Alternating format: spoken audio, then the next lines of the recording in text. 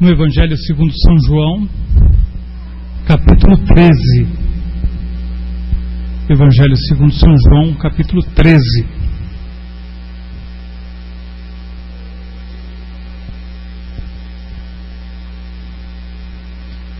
Mesmo assentados, mas com a reverência que a palavra de Deus merece, convido os irmãos a estarem ouvindo a leitura que faremos do texto da Sagrada Escritura.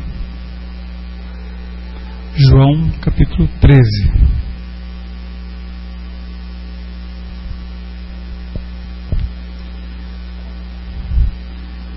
Jesus lava os pés dos discípulos.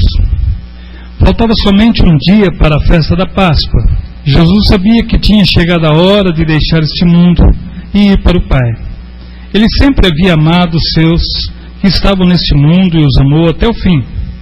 Jesus e seus discípulos estavam jantando. O diabo já havia posto na cabeça de Judas, filho de Simão Iscariotes, a ideia de trair Jesus. Jesus sabia que o Pai lhe tinha dado todo o poder, e sabia também que tinha vindo de Deus e ia para Deus. Então se levantou, tirou sua capa, pegou uma toalha, amarrou na cintura. Em seguida pôs água numa bacia e começou a lavar os pés dos discípulos e a enxugá-los com a toalha. Quando chegou perto de Simão Pedro, este lhe perguntou: vai lavar os meus pés, Senhor? Jesus respondeu: agora você não entende o que estou fazendo, porém mais tarde vai entender. O Senhor nunca lavará os meus pés, disse Pedro. Se eu não lavar, você não será mais meu discípulo, respondeu Jesus. Então, Senhor, não lave somente os meus pés, lave também as minhas mãos, a minha cabeça, pediu Simão Pedro.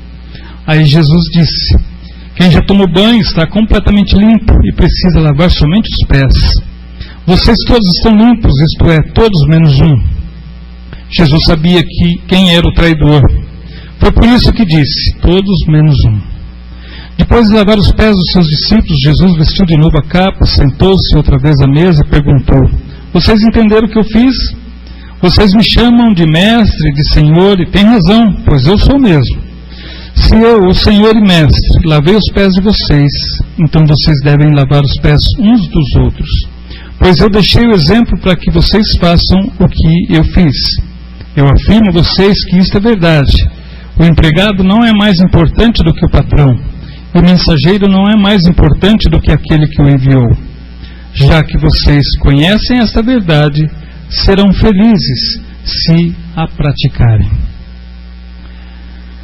Estamos encerrando nessa noite a campanha de jornada de 40 dias com propósito. Nós encerramos nessa semana a leitura do livro do pastor Rick Warren, Uma Vida com Propósito, Porque Estou Neste Mundo, né? Na nova versão.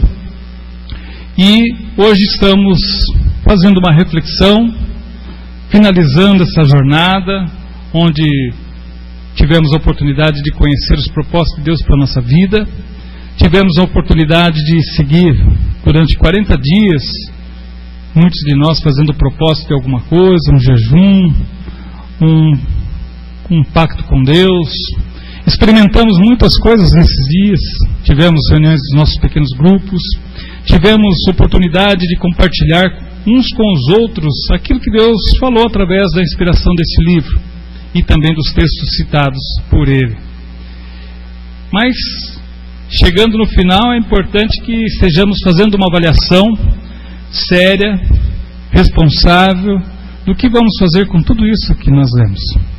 De tudo aquilo que nós ouvimos, de tudo aquilo que nós experimentamos nesses dias. Entendendo que os planos de Deus não são os nossos planos. Que os projetos de Deus para a nossa vida são muito mais altos do que pensamos. E somos muitas vezes frustrados porque nós não temos uma expectativa daquilo que Deus tem para nós. Em Provérbios capítulo 19, verso 21, encontramos a seguinte afirmação: muitos são os planos do coração do homem, mas o que prevalece é o propósito do Senhor. Quantas coisas já planejamos, quantas coisas já pensamos, e Deus mudou tudo. E num primeiro momento a gente até estranha um pouquinho e fique um tanto quanto decepcionado, frustrado com alguma mudança de plano, Mas depois, com o passar do tempo, nós vamos entendendo que Deus tinha o melhor para nós. Que Ele deu muito mais do que nós esperávamos, que Ele fez muito mais do que nós estávamos almejando. E Atos capítulo 13, verso 36, diz que Davi serviu o propósito de Deus em sua geração. Ou seja, à medida em que nós vamos aceitando aquilo que Deus tem para a nossa vida, nós vamos fazendo com que se cumpra em nós o propósito do Senhor. Viver com propósito, irmãos, é a única maneira de viver de verdade. Vou repetir. Viver com propósitos é a única maneira de viver de verdade. O resto é apenas existir. E eu apenas não existo, mas eu vivo, porque eu vivo segundo os propósitos de Deus. A maioria das pessoas possui 3 dificuldades básicas para entender isso. Primeiro, uma questão de identidade. Quem sou eu? Muitas pessoas não conseguem entender, não conseguem fazer uma leitura do que ela é, do que ela mesma é. Tem dificuldade para se aceitar, tem dificuldade para se localizar, tem dificuldade para estar se situando no mundo. Questão de identidade. Há também a questão da importância. Tem muitas pessoas que não conseguem entender que tem significado a sua vida. E ficam pensando, será que eu tenho algum significado? O que você pensa disso? Tem também a questão do impacto. Qual é o meu lugar na vida? O que Deus tem para mim? O que Deus está preparando para a minha vida? E essas 3 questões são respondidas e supridas quando nós vivemos uma vida com propósito.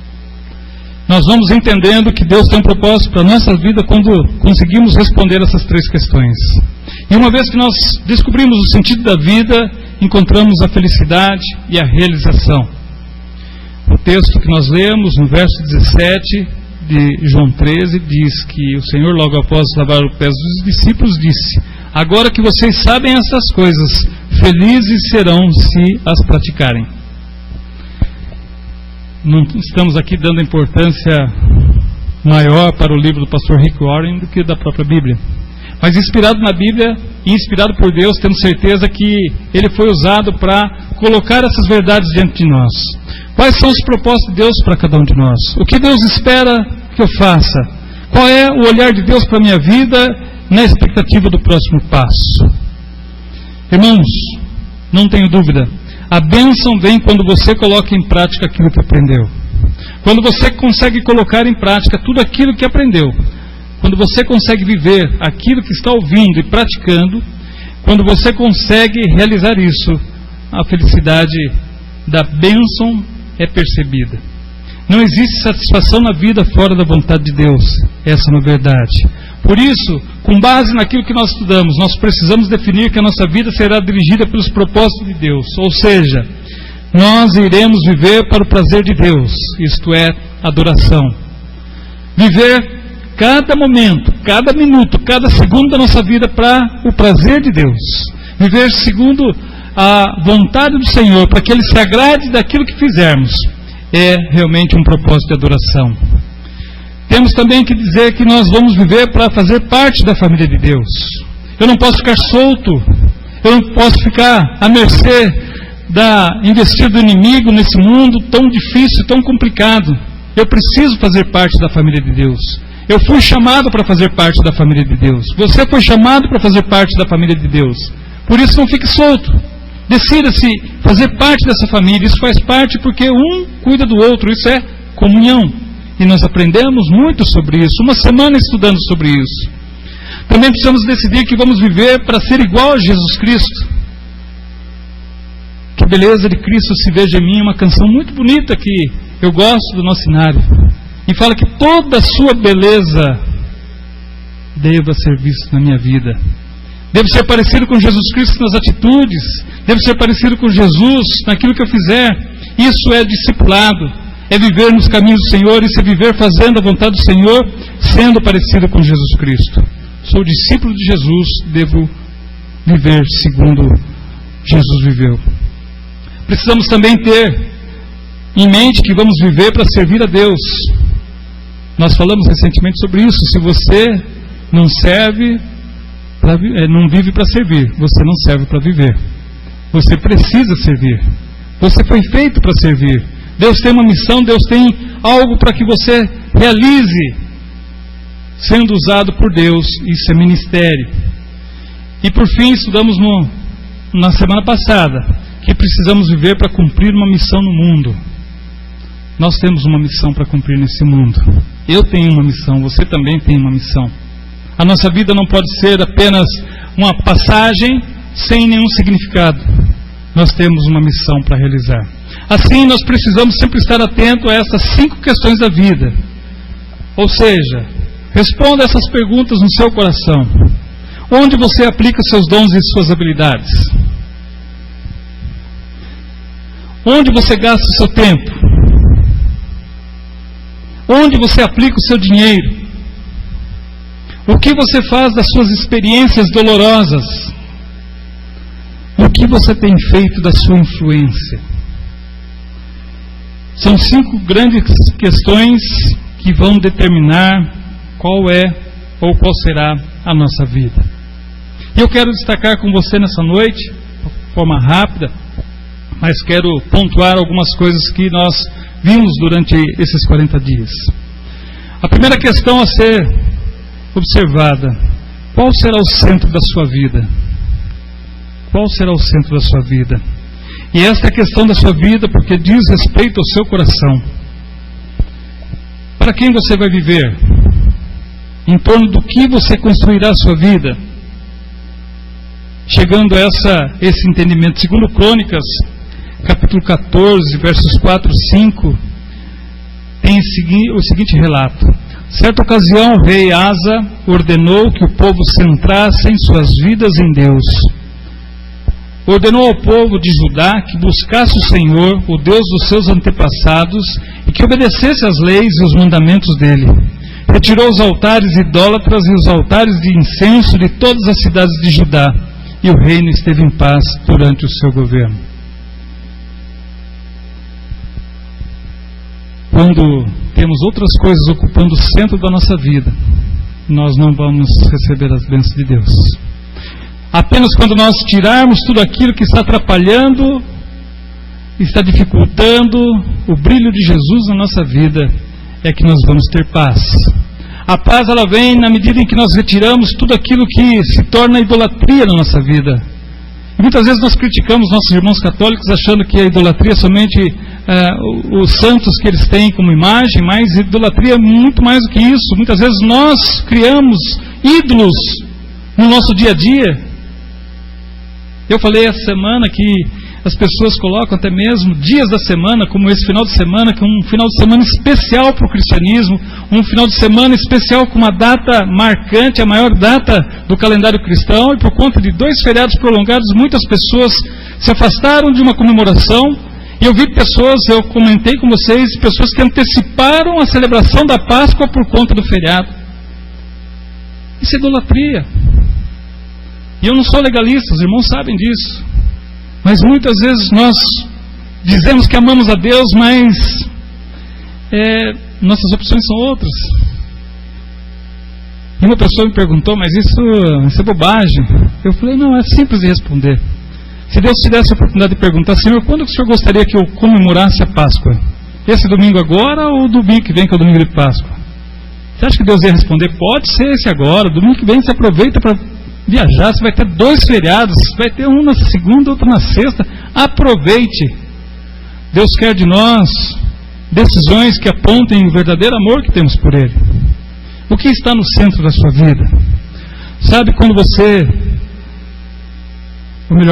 quando Deus está no centro da nossa vida? Quando nós trocamos ansiedade pela adoração. Quando nós trocamos coisas que são secundárias e decidimos adorar ao Deus que tem estado presente todos os dias da nossa vida. E isso é importante nós pensarmos.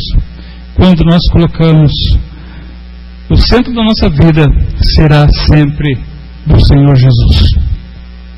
Um segundo ponto que eu quero destacar, que nós vimos nessa leitura, é sobre o nosso caráter. Como vai ser o nosso caráter a partir de agora?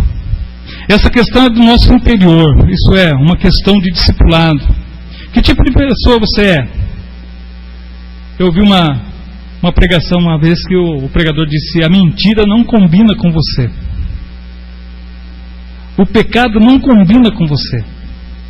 Se você realmente tem Jesus no seu coração, essas coisas não combinam com vocês. Não orna, né? Como o Jaime gosta de falar do reverendo Jonas, né? Não orna com você.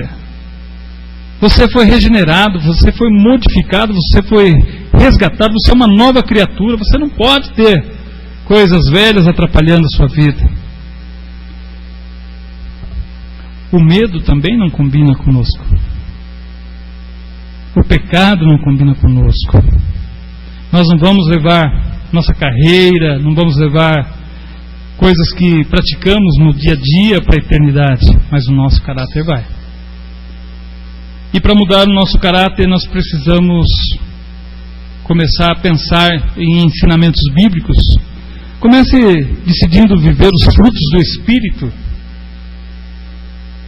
ensinados pelo apóstolo Paulo. Está lá em Gálatas capítulo 5, versos 22 e 23, diz assim: mas o Espírito de Deus produz o amor, a alegria, a paz, a paciência, a delicadeza, a bondade, fidelidade, a humildade, o domínio próprio.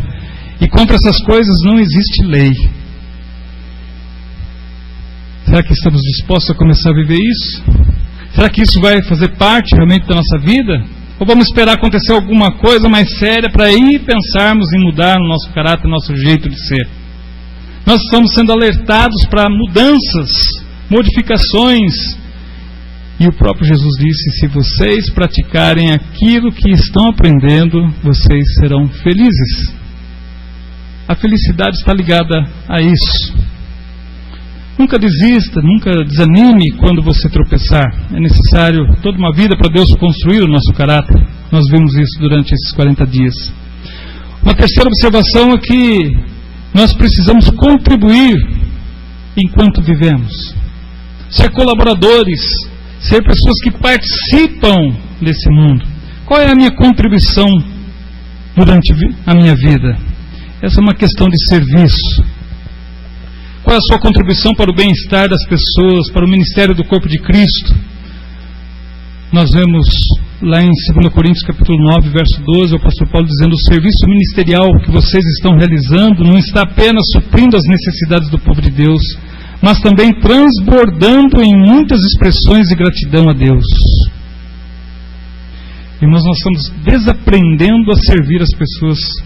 Nós estamos perdendo a capacidade de reconhecer necessitados à nossa volta. Essa semana uma pessoa falou para mim que está com 4 cestas básicas para destinar, não sabe aonde. Da igreja.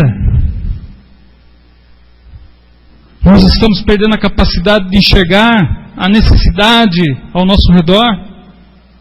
Estamos nos conformando com nosso conforto, nossa zona de conforto, onde não falta nada, tem tudo, e até mesmo tendo tudo ainda reclamamos, mas não conseguimos perceber as pessoas com carência ao nosso lado. Temos dificuldade até de direcionar os nossos donativos. Será que quando trazemos as nossas primícias, oramos para que Deus abençoe, para que uma pessoa, uma família que vai receber esse alimento seja extremamente abençoada, esteja realmente sendo cumprido ou suprido as suas necessidades? Parece que nós damos cesta básica como fazem os nossos patrões, os proprietários das empresas, né? Dão como se fosse uma obrigação trabalhista. Isso tem que ser misericórdia, isso tem que enxergar, sentir a necessidade das pessoas e entregar com carinho, amor e oração para que essa pessoa consiga se levantar, sair dessa situação de desigualdade, de injustiça. Jesus não concordava com isso, foi por isso que ele se rebelou e se levantou contra todas as formas e práticas erradas do seu tempo e deixou isso como legado para que pudéssemos também fazer diferença. Se você não serve, você nunca se realizará plenamente aqui na terra, porque Deus te fez para servir. Esta é uma realidade. A quarta observação é: qual a mensagem que a sua vida está passando? Qual é a mensagem que você está transmitindo? Como você vive, declara uma mensagem para as pessoas conseguem ver na sua vida, através da forma como você está vivendo, uma mensagem clara. E essa questão diz respeito à nossa missão aqui neste mundo. Muitas vezes nós descuidamos com relação ao princípio de mensagem que transferimos para as pessoas que são especiais para a gente. Eu falo, e já falei várias vezes aqui na igreja, e sempre falo isso quando tenho oportunidade. Muitas vezes nós somos preocupados em evangelizar tantas pessoas que nós não conhecemos e deixamos de lado pessoas queridas para nós, que precisam receber a mensagem da salvação. Porque a Bíblia não fala, e se eu confio na Bíblia, eu tenho que entender isso, a Bíblia não fala num terceiro caminho. Ou é bênção ou maldição, ou é salvação ou é perdição, não tem outra alternativa. Não existe um meio termo na Bíblia. E como é que eu posso me conformar com pessoas queridas para mim, se perdendo, sabendo que se elas não aceitarem Jesus como Senhor e Salvador, estarão se perdendo? E eu me acomodo com isso, eu fico tranquilo, como se isso não fosse acontecer. Josué disse lá em Josué 24:15, se porém não lhes agrada servir ao Senhor, escolham hoje a quem irão servir, se aos deuses que os seus antepassados serviram, além do Eufrates, ou aos deuses dos amorreus, em cuja terra vocês estão vivendo, mas eu e minha família serviremos ao Senhor. Declarou isso, porque nós precisamos passar uma mensagem. A minha casa precisa passar uma mensagem, minha vida precisa passar uma mensagem, eu preciso transmitir uma mensagem. Que mensagem estou transmitindo? De esperança, de paz, de vitória, de cura, de restauração? Como eu estou vivendo?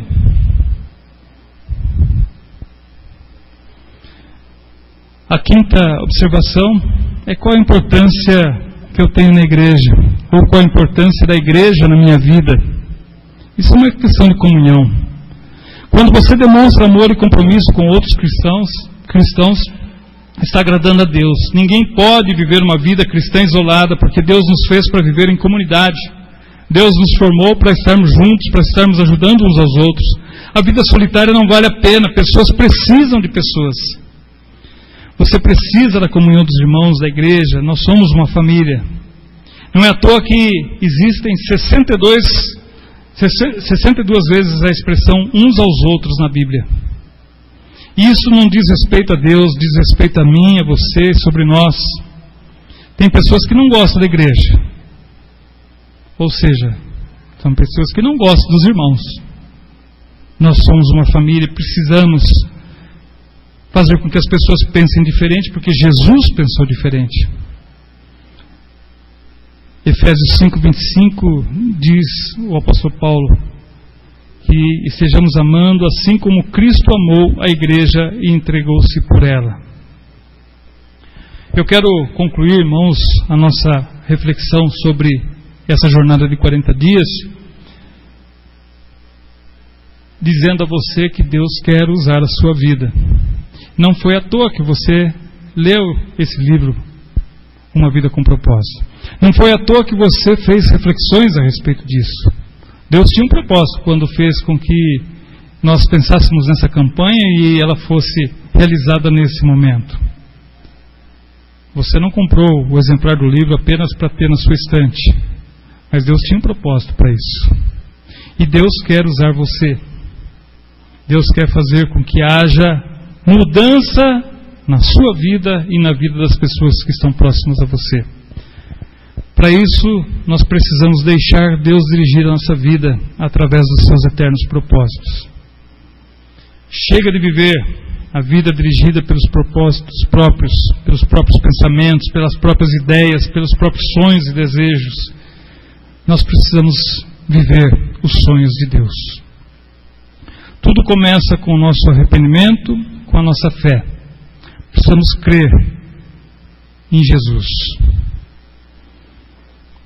O apóstolo Paulo disse depois da sua conversão: porque para mim o viver é Cristo e o morrer é lucro. Ele não tinha medo de viver ou de morrer. Ele queria viver com Cristo porque ele sabia que com Cristo ele nunca iria perder. Se nós não tivermos o viver por Cristo, nós já estamos perdendo. Você quer ganhar ou quer perder? O que Deus está fazendo através da sua vida e fazendo na sua vida também. Espero que Deus trabalhe ricamente as oportunidades que você tiver e que Ele possa modificar muita coisa ainda a partir dessas convicções. Felizes serão se praticardes aquilo que aprenderam. É uma questão de sabedoria, uma questão de saber usar aquilo que está sendo dado. Deus não joga dados. Deus tem propósito para a vida de cada um de nós. Talvez esse momento seja um momento mais difícil. Talvez esse momento seja um momento complicado. Mas nenhum dos nossos momentos fogem do controle do Pai. Nenhum dos nossos dias foge daquilo que está no coração do Pai. O que nós precisamos é confiar plenamente nele. Como ele vai trabalhar esses dias, só ele sabe. Mas eu tenho certeza que o melhor está por vir. Que Deus tem grandes coisas para cada um de nós. Não sei se por conta desse período de 40 dias, eu disse que hoje abriria o espaço para alguém, para os irmãos que quisessem fazer uso da palavra para testemunhar alguma coisa diferente que tivesse acontecido nesses 40 dias. Não sei se você alcançou aquilo que você estava esperando, né? Eu, particularmente, eu tenho um pedido, né? Que os irmãos continuem orando. Eu e a Nani estamos orando pela Ana Vitória. Essa semana, dia 23, vai ter uma audiência especial para ser tratado o caso dela. Não sei se Deus já tem uma família, não sei se Deus já colocou alguma coisa diferente nessa vida. Mas também não entendo como é que a Ana Vitória veio parar na nossa vida, de que forma que Deus queria usar. Mas eu tenho certeza que os propósitos dele são eternos e estarão sendo realizados. Estou feliz hoje de ver a Cássia aqui, né? Cássia, a gente tem orado tanto pela Cássia. Olha lá, Lércia, aquela ali é a Cássia. A Lércia está perguntando da Cássia, né? Nós oramos muito por você, viu, Cássia? Cássia está com seu esposo, Wagner, sua mãe, Virgínia, sua sobrinha. Eu tenho orado muito por você, Cássia. Nós temos orado muito por você. E temos certeza que Deus tem trabalhado a sua vida. Você tem realmente mostrado uma mensagem através desse seu momento difícil da enfermidade. Mas temos certeza que Deus não está trabalhando isso por acaso. E Deus tem propósito para a sua vida e vai continuar realizando esse propósito. Nós confiamos nisso. Esse é o Deus que nos acompanha, o Deus que está sempre presente. Então são muitas coisas que Deus tem mostrado para mim durante esse período. Eu gostaria de abrir a oportunidade se alguém... Jaime, quer falar, Jaime?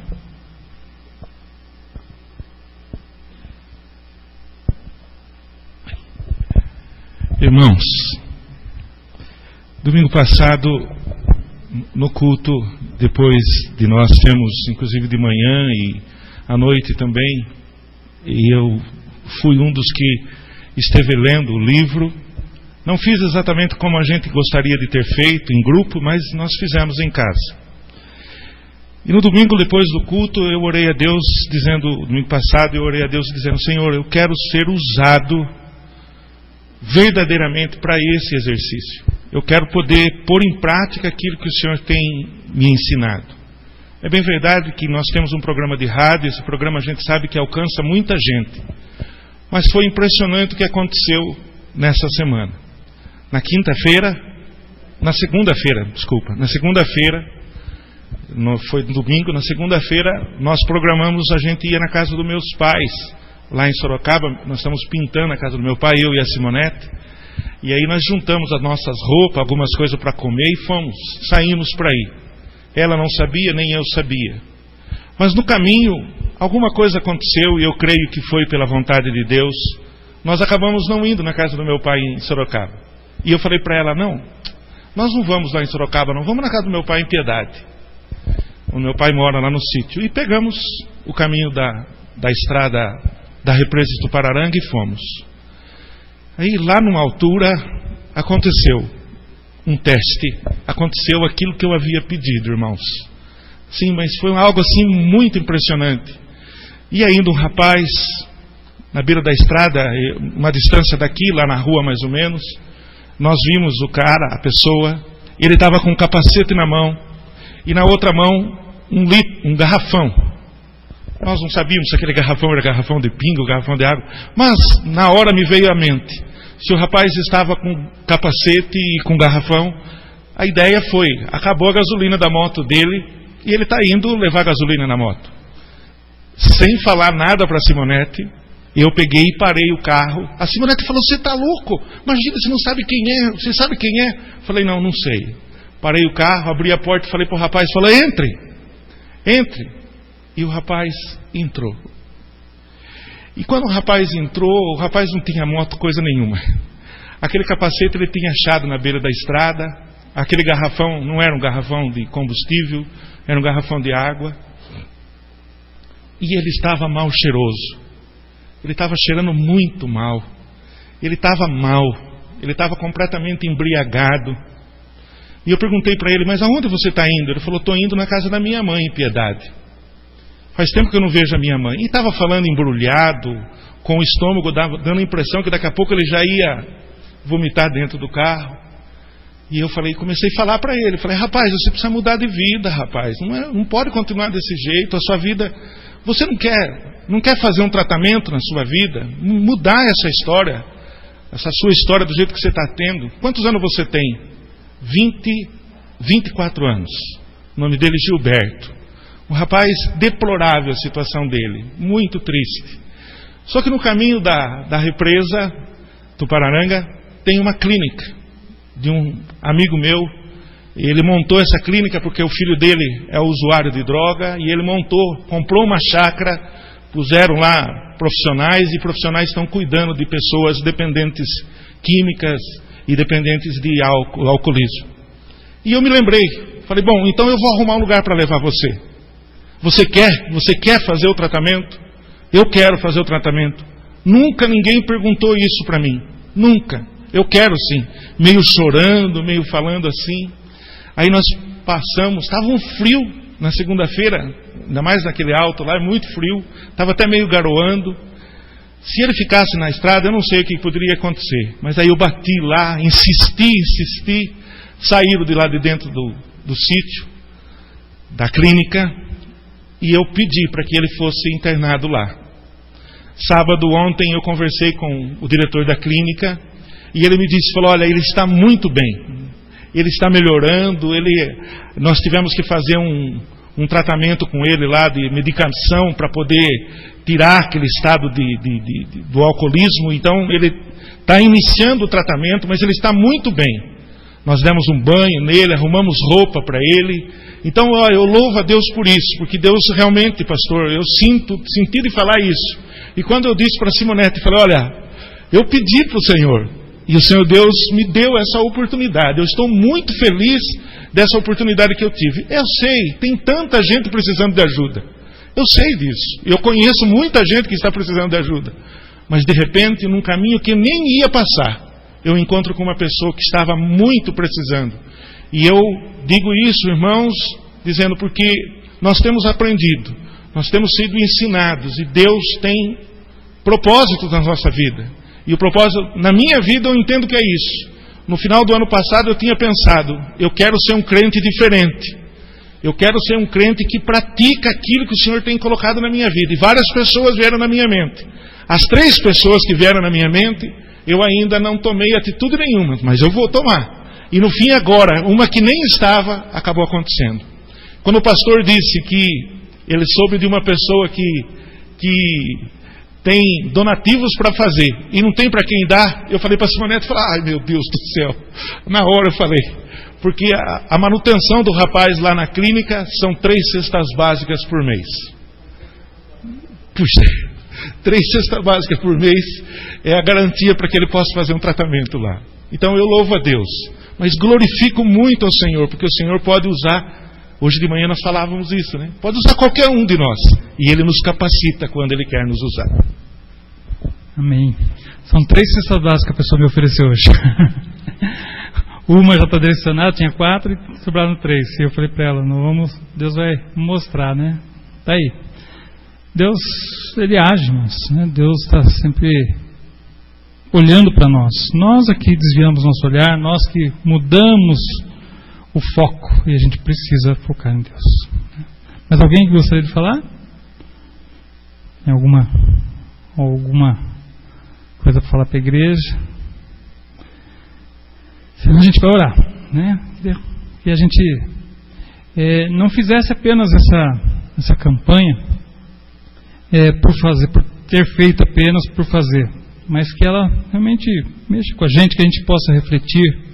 Se a gente não acredita nos propósitos de Deus, se a gente não acredita naquilo que Deus pode fazer, para começar a pensar um pouquinho mais, né? Focar um pouquinho mais naquilo que Deus pode fazer e descansar no Senhor, descansar em Deus, né? A Cássia mesmo, uma das coisas que a Cássia tem falado, que os irmãos perguntando, né? Como que está a dona Cássia? O Lércio fala, né? A Cássia está pedindo oração para que Deus suporte, a sustente no tratamento. Forte, a gente sabe que ela está enfrentando uma barra grande, mas tem sido vencedora. Mas que Deus dê o suporte para ela passar por isso. E até mesmo, Cássia, na sua enfermidade, quantas pessoas não estão sendo envolvidas a partir do momento que você comunicou e compartilhou, né, esse momento seu, e quantas pessoas não estão envolvidas nisso, pensando nisso, acreditando em Deus a partir dessa revelação. Muitas vezes até uma enfermidade como essa, né, e não tenho dúvida disso, que Deus pode usar para trabalhar vida de pessoas. E é assim que tem que ser a nossa confiança. E por isso é bom a gente ter comunhão, estar juntos umas com as outras, porque assim a gente faz essa vida diferente. Porque esse mundo, nós somos apenas peregrinos, como diz a canção, né? Mas devemos marcar a nossa passagem, marcar obedecendo, né? Curva a sua cabeça, eu quero fazer mais uma oração, quero pedir ao Senhor que esteja trabalhando tudo aquilo que foi lido nesse livro, aquilo que foi compartilhado, para que Deus nos dê coragem, força para vivenciarmos. E com certeza, segundo o que o próprio Cristo disse, se nós praticarmos aquilo que aprendemos, seremos felizes. Pai querido, obrigado por esse momento, ó Deus, em que pudemos compartilhar aquilo que o Senhor falou conosco durante essa jornada de 40 dias. Uma jornada simbólica, ó Pai. 40 dias lendo um livro devocional, em que teu servo, ó Pai, foi inspirado para edificar o teu povo, através de ensinamentos que ele mesmo experimentou, e que, ó Deus, tem transformado muitas vidas no mundo.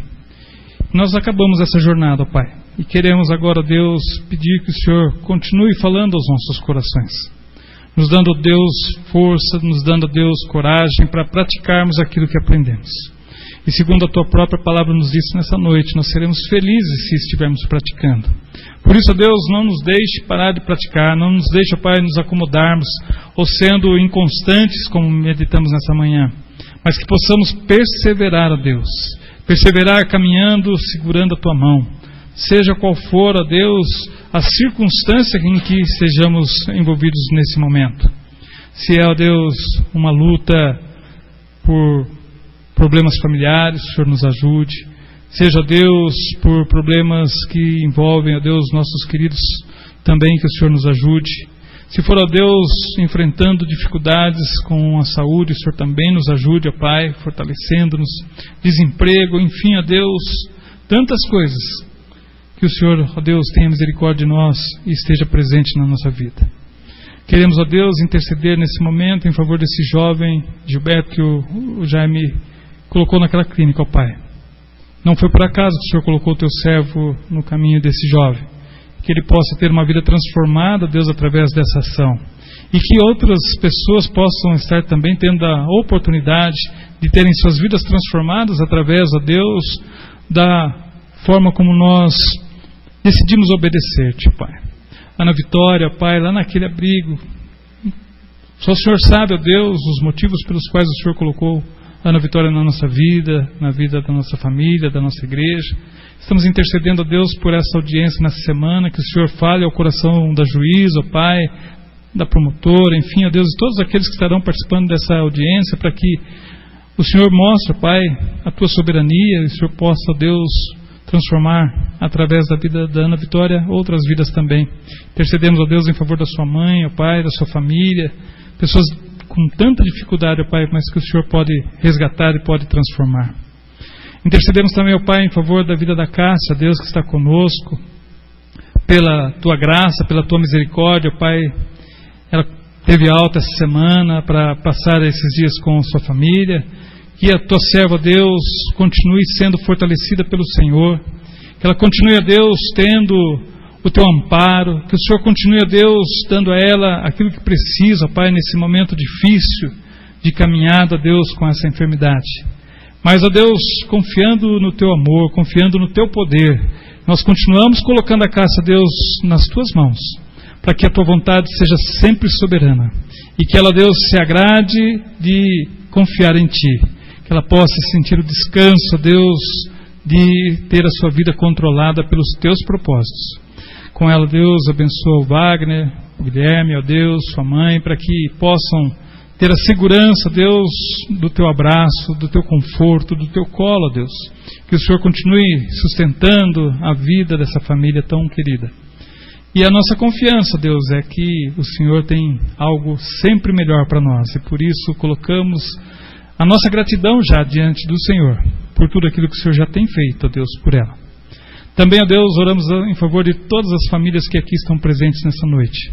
Tu sabes, ó Deus, o que cada família precisa, o que vai no coração, ó Deus, de cada familiar. Enfim, ó Deus, que a Tua graça e a Tua misericórdia esteja sendo estendida sobre a vida de todos. E que isso seja bom para todos nós. Ajuda-nos, ó Deus, a caminharmos segundo o Teu propósito, segundo a Tua vontade. Que tudo, ó Deus, que nos envolva seja feito somente para a Tua honra e para a Tua glória. É no nome de Jesus que oramos agradecidos. Amém.